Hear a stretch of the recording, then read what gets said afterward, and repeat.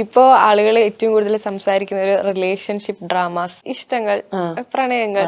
അപ്പൊ റിലേഷൻഷിപ്പിന്റെ ഡെഫിനിഷൻ തന്നെ മാറുന്ന ഒരു കാലഘട്ടമാണ്. പണ്ടൊന്നും പറ്റി ടോക്സിക് എന്ന് പറഞ്ഞൊരു സംഭവം നമുക്ക് അറിയില്ല. ഇത് എന്താണ് സാധനം, എന്താണ് ഈ toxic, red flag, green flag.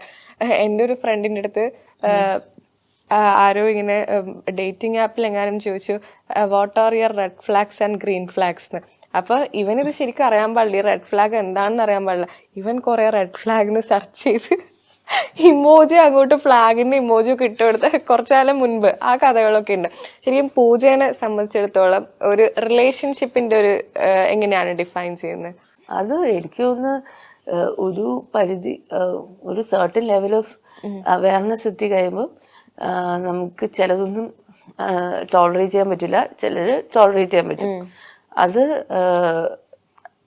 ചിലപ്പോൾ ഒരു ഫ്രണ്ട് സ്പേസിൽ നമുക്ക് ടോളറേറ്റ് ചെയ്യാൻ പറ്റുന്ന കാര്യങ്ങൾ റിലേഷൻഷിപ്പ് സ്പേസിൽ ടോളറേറ്റ് ചെയ്യാൻ പറ്റൂല. ഒരു പ്രായം കഴിഞ്ഞാൽ നമുക്കത് പറ്റില്ല. പണ്ട് എനിക്ക് തോന്നുന്നു എല്ലാവരും ഈ ഒരു സമയമാകുമ്പോഴത്തേക്ക് കെട്ടിപ്പോയി കഴിയുമ്പോഴത്തേക്ക് എല്ലാം ഓക്കെയാണ്, എല്ലാം ഭാവിയിൽ ശരിയാവും എന്ന് പറഞ്ഞ് കല്യാണം കഴിക്കുന്ന കുറെ ആൾക്കാരൊക്കെ ഉണ്ട്. ഇതിപ്പത്തെ അല്ല, അതൊന്നും ചിലത് അടിസ്ഥാനപരമായിട്ടുള്ള ചില ട്രേറ്റ്സ് ഒന്നും മാറൂല. അപ്പൊ അത് നമ്മൾ ആദ്യം കാണുമ്പോൾ തന്നെ അതാണല്ലോ ഈ റെഡ് ഫ്ലാഗ്. എനിക്ക് ടോളറേറ്റ് ചെയ്യാൻ പറ്റാത്തതും ആവാം, എന്റെ സംബന്ധിച്ച് എനിക്കത് റെഡ് ഫ്ലാഗ് ആവാം. അപ്പൊ അത് ഒഴിവാക്കുക.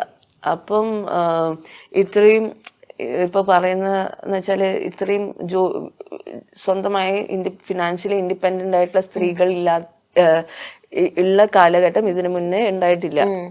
ഇതാണ് ഏറ്റവും കൂടുതൽ ഫിനാൻഷ്യലി ഇൻഡിപെൻഡന്റ് ആയിട്ടുള്ള സ്ത്രീകളുള്ള കാലഘട്ടം. അതുകൊണ്ടാണ് ഏറ്റവും കൂടുതൽ സിംഗിൾ വിമൻ ഉള്ളത്. അവർക്ക് ജീവിക്കാൻ വേണ്ടി ഒരു കല്യാണം കഴിക്കേണ്ട ഒരു ആവശ്യം വരുന്നില്ല.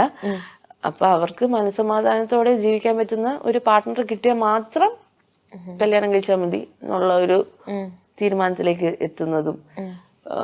പക്ഷെ എനിക്കൊന്ന് കൂടുതൽ ആണുങ്ങൾക്കും അപ്പൊ അങ്ങനത്തെ സ്ത്രീകളായിട്ട് ശീലമില്ല. അവര് കണ്ട് വളർന്ന റിലേഷൻഷിപ്സും അങ്ങനെ ആയിരിക്കണം എന്നില്ല. അപ്പൊ അങ്ങനത്തെ ഒരു കൺഫ്യൂഷൻസ് ഒക്കെ ഉള്ള ഒരു സ്പേസ് ആണ്. പക്ഷെ എനിക്ക് തോന്നുന്നു കുറച്ചും കൂടെ യങ്ങർ ആയിട്ടുള്ള ചെക്കന്മാർക്കൊക്കെ ഇത് കുറച്ചും കൂടെ അവയർനെസ് കൂടുതലാണ്. ഒരു 90s കിഡ്സ് കഴിഞ്ഞ ഒരു ജെൻസി ആ ഒരു തലമുറയിൽ കുറച്ചും കൂടെ ഈ ഒരു റിലേഷൻഷിപ്പ് ഡൈനാമിക്സ് എങ്ങനെയായിരിക്കണം എന്നൊക്കെ ഉള്ളതിനെ കുറിച്ച് കുറച്ചും കൂടെ കൂടുതൽ ഒരു അവയർനെസ് ഒക്കെ ഉണ്ടെന്ന് തോന്നും. പണ്ടൊക്കെ നമ്മൾ സ്കൂളിൽ പഠിക്കുന്ന സമയത്ത് സ്കൂളിൽ ചെക്കന്മാരായിട്ടുള്ള ഫ്രണ്ട്സ് ഉണ്ടെങ്കിൽ നമ്മൾ വീട്ടിൽ പോയിട്ട് നമ്മൾ ഇവൻ എൻ്റെ ഫ്രണ്ട് ആണമ്മ, അവൻ അവൻ്റെ ഫ്രണ്ട് ആണമ്മ നമ്മൾ പറയും. പക്ഷെ ചെക്കന്മാർക്ക് അത് വീട്ടിൽ പോയിട്ട് പറയാൻ പേടിയായിരിക്കും, ഗേൾസ് ഫ്രണ്ട്സ് ആയിട്ടുള്ളത്. അപ്പൊ ഇങ്ങനെ PTA മീറ്റിങ്ങിനൊക്കെ വരുമ്പോൾ ഇവന്മാരൊക്കെ നമ്മളെ മൈൻഡ് ചെയ്യാണ്ടൊക്കെ നടക്കും. പക്ഷെ അതേ സമയത്ത് നമ്മളെ അമ്മമാരെ പരിചയപ്പെടുത്തി കൊടുക്കാനായിരിക്കും നിൽക്കുന്നുണ്ടാവാം. ചിലപ്പോൾ അവരുടെ വീട്ടിൽ അത് പ്രശ്നമായ രീതിയിൽ സംസാരിക്കാൻ ഉണ്ടാവായിരിക്കും. പിന്നെ ഇവന്മാരൊക്കെ കോളേജിൽ എത്തി കഴിഞ്ഞതിന് ശേഷമാണ് ഇവര് കംഫർട്ടബിളി അവരെ വീട്ടിൽ കൂടുതൽ വിളിക്കുന്നു, അമ്മ ഇതെന്റെ ഫ്രണ്ടാണെന്ന് പറയാനുള്ള ധൈര്യം എത്തുമ്പോഴത്തേക്ക് 18-19 വയസ്സായിട്ടാണ് ഇവർക്ക് അത് കംഫർട്ടബിൾ ആവുന്നത്. അല്ലെങ്കിൽ 8ാം ക്ലാസ്സിലൊക്കെ പഠിക്കുമ്പോൾ അമ്മമാർക്ക് ഭയങ്കര ചമ്മല ഇതെന്റെ ഫ്രണ്ടാണെന്ന് പറഞ്ഞിട്ട് കാണിച്ചു കൊടുക്കാൻ. അപ്പൊ എന്റെ അമ്മയ്ക്ക് പറയായിരുന്നു അതൊക്കെ മോശം സ്വഭാവമാണ്, അങ്ങനെയൊന്നും പാടില്ല. എന്താണ് നമ്മളെ പരിചയപ്പെടുത്തി കൊടുക്കാൻ എന്തിനാണ് ഇത്ര നാണക്കേടുന്നൊക്കെ എന്റെ അമ്മയൊക്കെ അങ്ങനെ പറയായിരുന്നു. പക്ഷെ എന്റെ വീട്ടിലാണെങ്കിൽ എല്ലാവരും വന്ന് പഠിക്കാൻ വരും. അമ്മയാണ് ഇവർക്കൊക്കെ ഭക്ഷണം ഉണ്ടാക്കി കൊടുക്കും. അപ്പം ഇവരൊക്കെ ഫുട്ബോൾ കളിച്ചിറക്കുന്ന കാലഘട്ടത്തിലേക്ക് ലാസ്റ്റ് പരീക്ഷയുടെ സമയത്ത് ഇരുന്ന് നോട്ട്സ് ചെയ്താലും ഒക്കെ എന്റെ വീട്ടിൽ തന്നെ ആയിരിക്കും. അപ്പൊ അമ്മ ഇങ്ങനെ പറയുന്നു അതാണ്, അത് ശ്രദ്ധിക്കണം, ഇങ്ങനത്തെ ആൾക്കാരെ വേണം ശ്രദ്ധിക്കാൻ എന്നൊക്കെ പറയുന്നു. അപ്പൊ I think all depends on your upbringing. അവര് കണ്ടിട്ട് ശീലിച്ചിട്ടുള്ള ഇപ്പൊ മൊത്തത്തിൽ വ്യത്യാസമാണ്. പിന്നെ ഈ ഇൻഡിപെൻഡൻസ് ഓഫ് വിമൻ അത് തന്നെയാണ് ഇതിന്റെ ഒരു മെയിൻ. എനിക്ക് തോന്നുന്നു അത് ആവശ്യമാണ്. എന്തിനാണ് വെറുതെ സഫർ ചെയ്യുന്നത്? പൂജ ഭയങ്കര പൊളിറ്റിക്കൽ ആയിട്ട് സംസാരിക്കുന്ന ഒരാളാണ്. ഈ ഒരു പൊളിറ്റിക്കൽ വ്യൂ കിട്ടിയത് ഒരു തിയേറ്റർ ബാക്ക്ഗ്രൗണ്ടിൽ നിന്ന് കിട്ടിയതാണോ, അല്ലെങ്കിൽ ഏതെങ്കിലും ഒരു സ്റ്റേജ്? നമുക്ക് വീട്ടിൽ നിന്നല്ലേ കിട്ടുന്നത് ഇതൊക്കെ. ഞാനങ്ങനെ ഭയങ്കര പൊളിറ്റിക്കലായിട്ടൊന്നും സംസാരിക്കാറൊന്നുമില്ല. എന്താ വെച്ചാൽ നമുക്ക് ചില കാര്യങ്ങളോട് നമുക്ക് ഒരു ഇത് തോന്നിക്കഴിഞ്ഞാൽ അത് പിടിക്കാൻ എനിക്ക് തോന്നാറുണ്ട്. ചില കാര്യങ്ങള് എല്ലാ കാര്യത്തിലും പ്രതികരിക്കാനൊന്നും എന്നെ കൊണ്ട് പറ്റൂല. എന്നുവെച്ചാല് എനിക്ക് പേഴ്സണലി ഹിറ്റ് ചെയ്യുന്ന സാധനങ്ങളല്ലേ ഞാൻ പ്രതികരിക്കുക. ഇപ്പൊ എനിക്ക് തോന്നിയിട്ടുണ്ട് ഈ ഒരു ഇൻസ്റ്റഗ്രാം മറ്റേ ഇൻഫ്ലുവൻസ് ഒക്കെ ഉള്ള സമയത്ത് കുറെ പേര് ഇപ്പൊ ഒന്നിന് പ്രതികരിച്ചാൽ മറ്റേതിനും പ്രതികരിക്കണം, അങ്ങനത്തെ ഒരു നിർബന്ധമേ. ആ ചോദ്യത്തിന് പ്രസക്തി ഇല്ല. അവര് ചെയ്യുന്നുണ്ടോ അങ്ങനെ? ഈ ചോദിക്കുന്ന ആൾക്കാർ ചെയ്യുന്നുണ്ടോ? എന്തിനാണ് അവരുടെ വിഷയത്തിന് ആ വിഷയത്തില് ഓക്കെ ആയിരിക്കും, എനിക്കതിനെ കുറിച്ച് അറിയില്ലായിരിക്കാം. എൻ്റെ ഒരു ഫ്രണ്ട് ഏതോ ഒരു പോസ്റ്റ് ലൈക്ക് ചെയ്തിട്ട് ഞാനിങ്ങനെ സ്വൈപ്പ് ഇത് നോക്കിയില്ല, ഏതോ ഒരു ഫോട്ടോ, അതില് 5-6 ഫോട്ടോസ് സ്റ്റാക്ക് ചെയ്തിട്ടുണ്ട്. അതില് ഒരാള് നമ്മുടെ എന്തോ BJP എന്തോ ഒരു മന്ത്രിയോ എന്തോ ആയിരുന്നു, അവരാണ് ആ സമയത്ത് ഇങ്ങനെ സ്പോർട്സുകാരുടെ ഇടയിൽ ഈ റെസ്ലിങ്ങിന്റെ ഒരു കേസൊക്കെ നടക്കുന്ന സമയമായിരുന്നു. ഇയാളുടെ പേരും ഒക്കെ അതിൽ വന്നിട്ടുണ്ടായിരുന്നു. പക്ഷെ എന്റെ വിവരക്കേട് തന്നെയാണ്, എനിക്ക് ഇയാളെ കണ്ടറിയില്ല, പേര് അറിയാം, ഇയാളെ കണ്ട ഇയാളാണ് ഇന്ന മന്ത്രി എന്ന് എനിക്കറിയില്ല. എനിക്കറിയണമെന്ന് എന്താ നിർബന്ധം? ഒരു നിർബന്ധമില്ല. അപ്പൊ എല്ലാവർക്കും എല്ലാ ഇൻഫർമേഷനും ഉണ്ടാവണം ഒരു ഗ്യാരണ്ടി ഇല്ല. എന്നിട്ട് എൻ്റെ അടുത്ത് എനിക്കറിയാവുന്ന ആളെന്നെ, എന്നെ കുറിച്ച് അറിയാവുന്ന ഒരാൾ എൻ്റെ അടുത്ത് പറഞ്ഞേക്കാണ്, നാണമില്ലല്ലോ നിങ്ങളൊക്കെ ഭയങ്കര ഡബിൾ ഫേസ്ഡ് ആയിട്ടുള്ള ആൾക്കാരാണ്, മറ്റേതാണ്. ഞാൻ ചോദിച്ചു what Audacity do you have? ഇപ്പൊ ഞാനൊരു സിനിമയിൽ അഭിനയിക്കാത്ത ആളാന്ന് വെച്ചോ, നിങ്ങൾ എൻ്റെ അടുത്ത് ഇങ്ങനെ പറയൂ? ഇല്ലല്ലോ. ഇത് ഇങ്ങനെ എന്ത് പറഞ്ഞാലും കൊണ്ട് കുറ്റം പറയാം, എളുപ്പമാണ്. ഞാൻ തിരിച്ച് അപ്പൊ ബ്ലോക്ക് ചെയ്ത് ഞാൻ. നമ്മള് ചിലപ്പോ ഇങ്ങനെ സ്വൈപ്പ് ചെയ്ത് ഇഷ്ടമുള്ള ആക്ടേഴ്സ് ആയിരിക്കും, ഇവരുടെ ഐഡിയോളജിയോ അല്ലെങ്കിൽ ഇതും അതിനൊന്നും കുഴപ്പമില്ല, എന്ത് വേണമെങ്കിലും ആയിക്കോട്ടെ, അത് ഞാൻ റെസ്പെക്ട് ചെയ്യുന്നുണ്ട്. അത് ഓരോ ഓപ്പോസിറ്റ് ഐഡിയോളജിയിലെ ആൾക്കാരെ ഞാൻ റെസ്പെക്ട് ചെയ്യും. എന്ന് വെച്ചാൽ എനിക്കതാണ് എൻ്റെ ഒരു രീതി.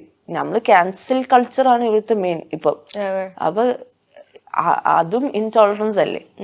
അപ്പൊ എനിക്ക് എനിക്ക് പേഴ്സണലായിട്ട് പ്രതികരിക്കണമെന്ന് തോന്നുമ്പോ എന്റെ വ്യക്തി എന്നുള്ള രീതിയിൽ എനിക്ക് തോന്നിയതിന് ഞാൻ പ്രതികരിക്കും, അല്ലാത്തതിന് ഞാൻ പ്രതികരിക്കൂല. ഇനി ഇന്നിപ്പോ പ്രതികരിക്കാൻ നിർത്തണം തോന്നിയാ ഞാൻ നിർത്തും. എന്നുവെച്ചാൽ ഞാനൊരു ആക്ടിവിസ്റ്റോ ഒന്നുമല്ല. എനിക്ക് എന്റെ ജോലി ഇതാണ്. അപ്പൊ എനിക്ക് അതില് ഇപ്പൊ തിരക്ക് വരുമ്പോഴത്തേക്ക് എനിക്ക് ചിലപ്പോ ഒരാഴ്ച 2 ആഴ്ചത്തേക്ക് ഇൻസ്റ്റഗ്രാമോ ഒന്നും തുറക്കത്ത് പോലുമില്ല. ഞാൻ വേറൊരു മൂഡിൽ പോവും. അപ്പൊ പിന്നെ എനിക്ക് എല്ലാ വിവരവും ഉണ്ടെന്ന് ഞാൻ പറയുന്നില്ലല്ലോ. അപ്പൊ നിങ്ങൾ എങ്ങനെയാണ് എക്സ്പെക്ട് ചെയ്യുന്നത്? അല്ലെങ്കിൽ അത്രയും വിവരമുള്ള ആളായിട്ട് എന്നെ തോന്നുന്നുണ്ടോ? ചിലപ്പോ അത് നിങ്ങളുടെ പ്രശ്നമാണ്. അല്ല, എനിക്കറിയില്ല.